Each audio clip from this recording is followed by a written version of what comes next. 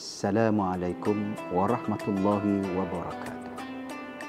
An Abdullah bin Abbas radhiyallahu anhu qala kana Rasulullah sallallahu alaihi wasallam ajwadan nas bil khair wa kana ajwada ma yakunu fi syahr Ramadan.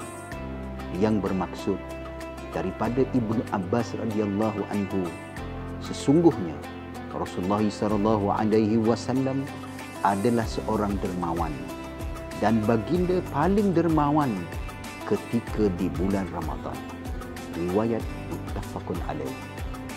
Rasulullah sallallahu alaihi wasallam menunjukkan contoh kepada kita bahawa baginda adalah seorang yang dermawan.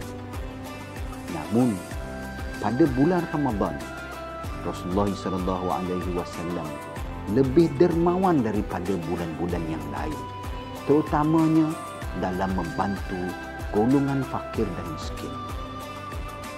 Tuan-tuan, di bulan Ramadan ini Allah menggandakan setiap amalan kita ini dengan 10 kali ganda.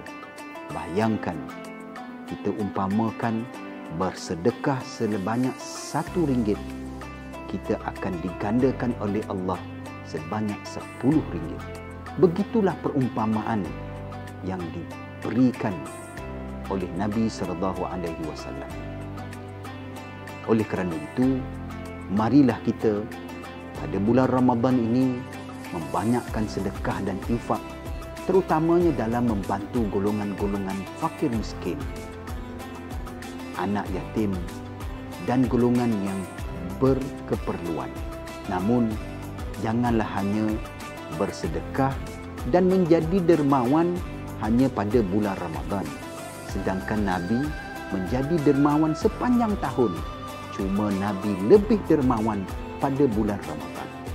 Marilah kita ikut apa yang ditunjukkan oleh Nabi ini, iaitu sepanjang tahun kita adalah orang yang dermawan, namun pada bulan Ramadan ini kita lebih dermawan.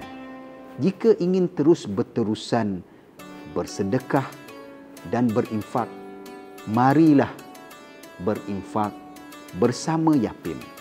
Kami akan menyampaikan infak anda itu kepada sasaran yang terdiri daripada fakir miskin, anak yatim, B40 dan mereka yang layak menerima dan memerlukan pertolongan sepanjang tahun. Sekian, marilah meningkatkan amalan dengan berinfak bersama Yapim. Assalamualaikum warahmatullahi wabarakatuh.